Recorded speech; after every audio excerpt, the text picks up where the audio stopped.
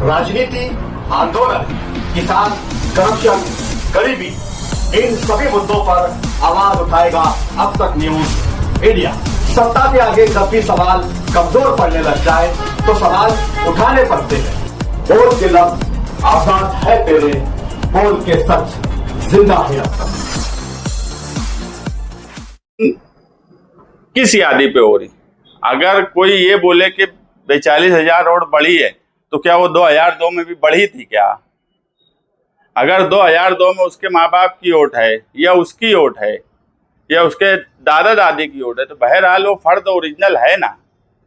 अगर 2002 में भी 42,000 रोड बढ़ी थी और आज भी है तो ही उसकी मैपिंग हो सकती। ये 42,000 रोड की बात कर रहे हैं, इन्होंने एक बोगस वोट ऐसे कोई बीएलओ को बैठाना मीडिया के सामने और एक वोट गलत मैपिंग करके बताना कि देखो इस तरीके से गलत मैपिंग हो सकती है। कोई भी बीएलओ गलत मैपिंग कर ही नहीं सकता। उन्हें इतना नहीं समझ रहा है, वो बार बार बोल रहे हैं कि एसआईआर का सर्वे शुरू नहीं हुआ, एसआईआर का सर्वे शुरू नहीं हुआ। एसआईआर के सर्वे का एक हिस्सा है मैपिंग करना, ये एसआईआर के सर्वे का ही एक हिस्सा है। मैपिंग में बेदारी की कोशिश उन्होंने खुद मानी कि हमारी वजह से हुई।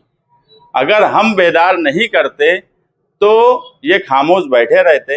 मैपिंग में अगर बेदारी आई और लोगों ने बड़ी तादाद में मैपिंग की तो कल जब सर्वे शुरू होगा, जब फॉर्म भरा जाएगा, उस वक्त जिनकी मैपिंग हुई है उनको उस फॉर्म में कोई डॉक्यूमेंट देने की ज़रूरत नहीं पड़ेगी और जिनका नहीं होगा उनकी भी हम लोग उस वक्त मदद करेंगे। मैं बोल रहा हूं कि इन्हें प्रोसेस ही नहीं मालूम है। एक भी वोट मैपिंग कोई बीएलओ बोगस कर ही नहीं सकता। अगर मेरी वोट मैं ला के दे दूंगा कि ये 2002 की यादी में है और अगर उनके मोबाइल में जो यादी रजिस्टर्ड है, जिसको map electoral with previous SIR बोलते हैं, उनके मोबाइल में वो रजिस्टर्ड नहीं मिला तो वो मैपिंग ही नहीं हो सकती। तो बोगस मैपिंग कैसे होंगी? बीएलओ की यादी में हमने कोई यादी नहीं डाली, हमने कोई सॉफ्टवेयर रजिस्टर नहीं किया, इलेक्शन कमीशन ऑफ इंडिया का सॉफ्टवेयर उनके मोबाइल में रजिस्टर है, तो बोगस मैपिंग कैसे हो सकती है? उनका इल्जाम है कि मिलते जुलते नामों के साथ वो मैपिंग करवा रहे हैं। मिलते जुलते नामों के साथ मैपिंग अगर हो रही है तो मुझे बताओ, जो इलेक्शन कमीशन ऑफ इंडिया की यादी है, एपिक नंबर रहता, उसके बाद नाम रहता, सीरियल नंबर रहता, तो कैसे क्या हो सकता है कि मिलते जुलते नाम का? ऐसा मान लो कि जाबिर शाह और जाबिर शेख ऐसे दो नाम है, तो अगर जाबिर शाह का जाबिर शेख से एपिक नंबर कैसे मैच हो सकता? और अगर जाबिर शाह का जाबिर शेख से हो गया तो मुझे बताओ जाबिर शाह का दूसरा मैपिंग हो सकती है क्या? ये मुमकिन ही नहीं है। अगर कोई येवला की यादी या धुलिये की यादी 2002 की देता है तो जब वो उनके रजिस्टर साइट पे जाते हैं तो वहां धुलिया आएगा, धुलिये में जाके वो यादी दिखेंगी कि 2002 में उस पे नाम है कि नहीं, उसके बाद ही होंगी। हमारे तुम्हारे किसी के 2002 की यादी देने से मैपिंग नहीं होती। हम सिर्फ ये कर रहे हैं कि उनकी मदद, ये कि उनको ढूंढना ना पड़े, फौरन वो मिल जाए, वो मदद करने का काम हम कर रहे हैं। और ये इलेक्शन कमीशन ऑफ इंडिया के गाइडलाइन के हिसाब से मदद है। हमने कल महासभा भी बुलाई है एसआईआर के सवाल पर। महासभा में भी हम किस तरीके से कानूनी तौर पर उनकी मदद कर सकते हैं। आज से सेंसस भी, मर्दमशुमारी का भी आगाज हो गया है 1 अप्रैल से।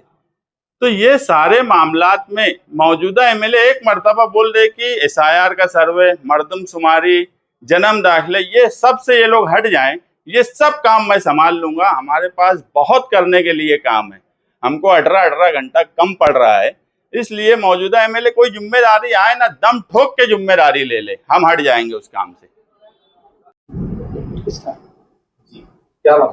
एसआईआर का सर्वे हिंदुस्तान में इलेक्शन कमीशन ऑफ इंडिया ने कई रियासत में मुकम्मल किया।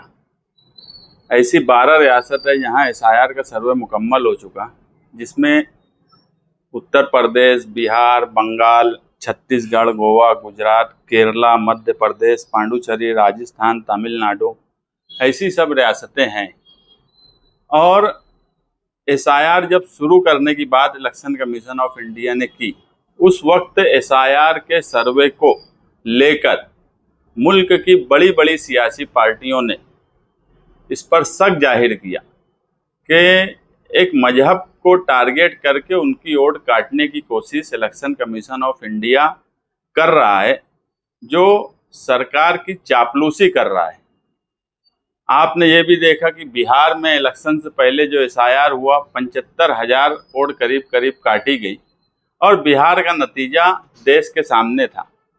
बंगाल में इलेक्शन चल रहा है, केरला में इलेक्शन चल रहा है। बंगाल में 70,000 वोट काटी गई है और 60,000 वोट अभी भी होल्ड पर है, जिस पर इलेक्शन कमीशन ऑफ इंडिया ने फैसला नहीं किया। ये इतनी बड़ी तादाद है जिसकी वजह से इलेक्शन का रुख तब्दील किया जा सकता है। इसी तरह अभी कई रियासतों में एसआईआर का सर्वे शुरू होने वाला है, उसमें महाराष्ट्र भी है। एसआईआर का सर्वे जो है उसकी एक कड़ी मैपिंग करना है। मैपिंग का काम पूरे महाराष्ट्र में चल रहा है, कहीं ज़्यादा कहीं कम हो रहा है।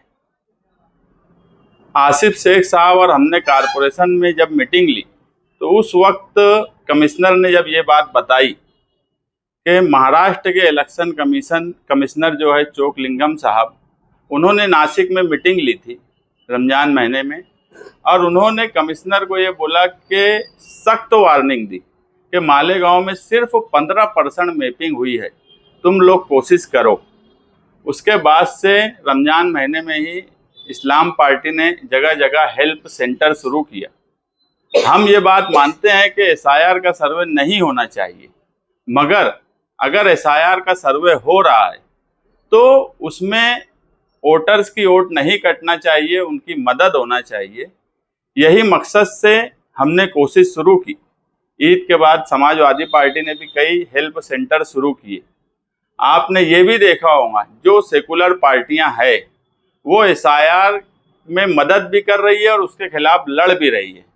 बंगाल की मिसाल आपके सामने है कि ममता बनर्जी जो बीजेपी और आरएसएस के खिलाफ हिंदुस्तान में सबसे ज़्यादा ताकत से लड़ती हैं, वो सुप्रीम कोर्ट तक गई और सुप्रीम कोर्ट में खुद उन्होंने पैरवी की बंगाल की उनकी आवाम के लिए, और बंगाल में उन्होंने जगह जगह हेल्प सेंटर शुरू किया। समाजवादी पार्टी ने उत्तर प्रदेश में जगह जगह हेल्प सेंटर शुरू करके लोगों की मदद की। इसी तरह मालेगांव शहर में इस्लाम पार्टी और समाजवादी पार्टी ने हेल्प सेंटर शुरू किया और उनकी मदद करने का काम किया। लेकिन बीजेपी और आरएसएस वालों को ये बात हजम नहीं हुई कि ये कोई मदद करे। उनकी नीयत साफ है कि मुसलमानों की वोट ज़्यादा से ज़्यादा खास तौर से मालेगांव शहर में काटी जाए और एसआईआर के सर्वे में उनका नाम ना आए।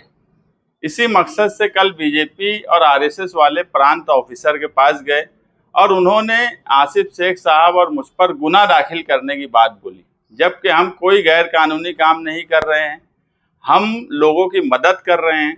इलेक्शन कमीशन ऑफ इंडिया ने जो गाइडलाइन दी है उस गाइडलाइन के हिसाब से हम लोगों की मदद कर रहे हैं।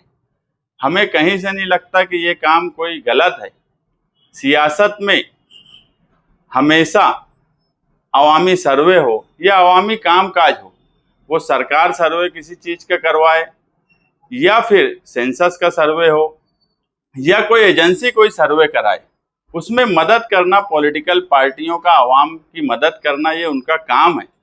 और वही पॉलिटिकल पार्टी ये काम करती है, ज़मीन पर लोगों की फिक्र करती है, किसी के साथ नाइंसाफ़ी ना हो, किसी के साथ गलत ना हो।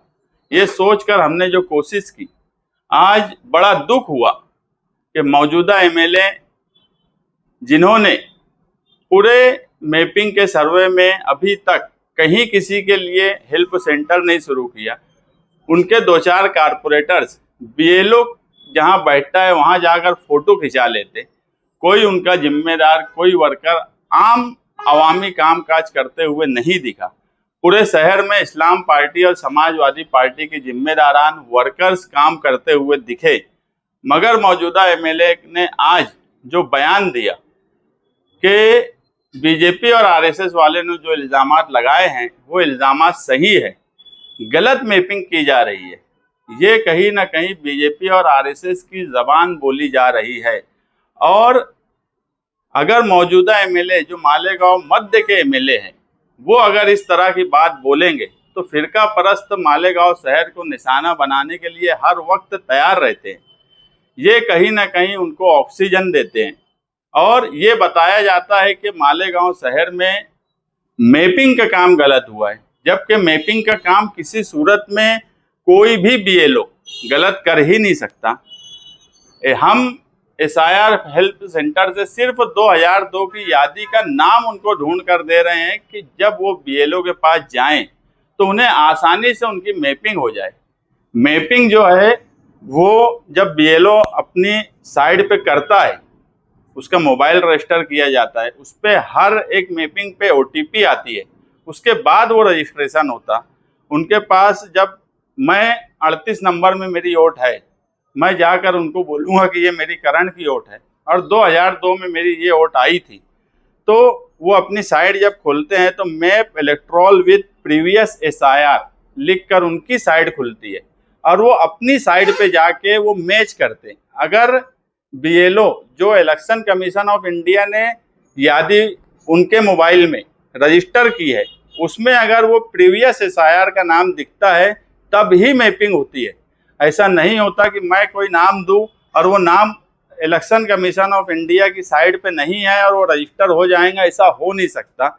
एक भी मैपिंग कोई भी बीएलओ चाह कर भी गलत तरीके से कर ही नहीं सकता, क्योंकि उसके मोबाइल में जो रजिस्टर्ड है वो इलेक्शन ऑफ इंडिया की साइट है और उसी साइट पर होती है। तो ये किस तरह से इल्ज़ाम बीएलओ पे लगा रहे हैं, मालेगांव शहरियान पे लगा रहे हैं और बीजेपी और आरएसएस की तरह हम पर इल्ज़ाम लगा रहे हैं।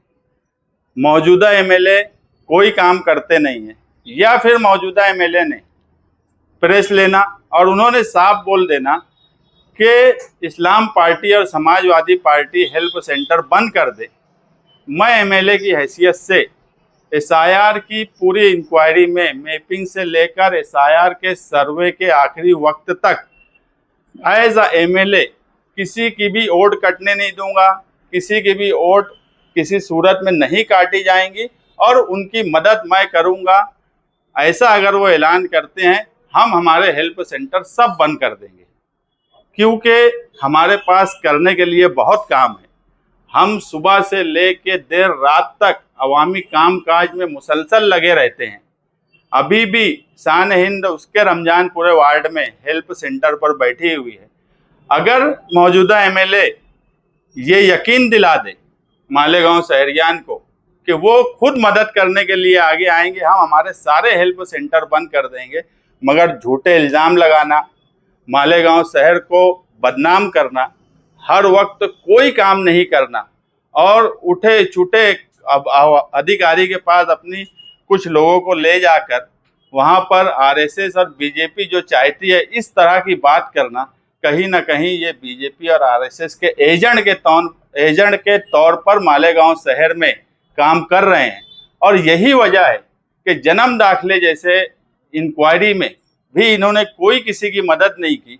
ये हम ही थे जिन्होंने माइनॉरिटी डिफेंस कमेटी बनाई और अव्वल दिन से लेके आज तक उनकी मदद की है। और सरकार ने इतनी बड़ी टीम लगाने के बाद भी इस शहर में एक बांग्लादेशी नहीं निकाल पाई, एक रोहिंग्या नहीं निकाल पाई। इसका हमें फख्र है कि हमने अवामी कामकाज के लिए हमें जो जिम्मेदारी दी गई है, जो जिम्मेदारी नहीं दी गई है, वो भी हम लोग मिलजुल कर इस शहर पर मुसीबत आती है तो सबसे पहले ढाल की तरह हम लोग खड़े होते हैं और उस ढाल को बदनाम करने का काम मौजूदा एमएलए कर रहे हैं। अगर उनको आरएसएस और बीजेपी जैसी पार्टियों की जबान बोलना है तो ये उन्हीं की पार्टी में जाकर इस तरह की जबान बोले। पूरे हिंदुस्तान में सेकुलर पार्टियों ने एसआईआर के सर्वे पे अपनी अलग अलग पार्टियों के नाम से हर स्टेट में मदद की। वो तेजस्वी यादव हो, बिहार में मदद की, हर स्टेट में जिससे जितना बन पड़ा उतनी मदद करने की कोशिश की। जो कुछ नहीं कर सकते वो बीजेपी और आरएसएस की जबान बोल रहे हैं।